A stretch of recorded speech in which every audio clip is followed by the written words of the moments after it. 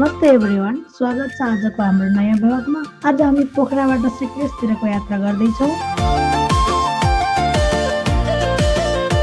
सिक्लेस नेपालको सबैभन्दा सुन्दर गुरुङ गाउँमध्ये एक मानिन्छ। यहाँका ढुङ्गाका घर, पहाडको दृश्य, फ्रेस हावा र गाउँको सिम्प्लिसिटीले नै यस ठाउँलाई खास बनाउँदछ।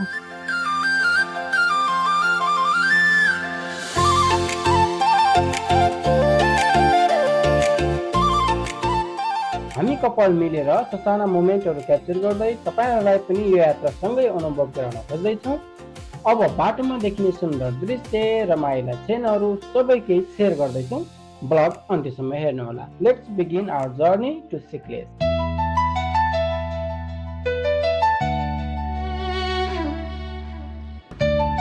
हामी चाहिँ घरदेखि 1:45मा हिँडेको, यतिखेर हामी काउ खोलामा छौँ। अब यहाँदेखि हाम्रो स्कुटरको यात्रा सुरु हुन्छ। अहिले कति बज्यो? 2 ठ्याक्क 2 बजे। हेरौँ कति घन्टामा पुगिने रहेछ है। हामी बिस्तारै फोटो खिच्दै जानेछौँ।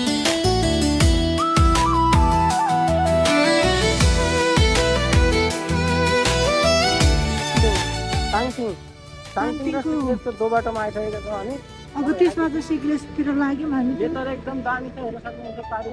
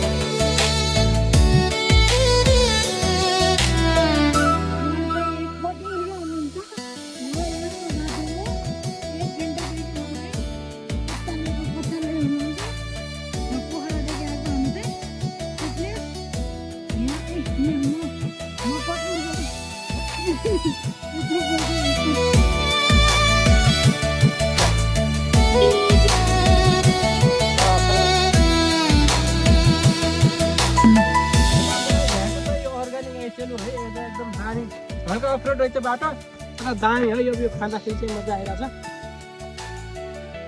यो ऐसाले देख्दा जति मिठो खाउँछ नि, यो खायो भने फ्रिजमा राखेको फलफुल हुन्छ नि, त्योभन्दा नि चिसो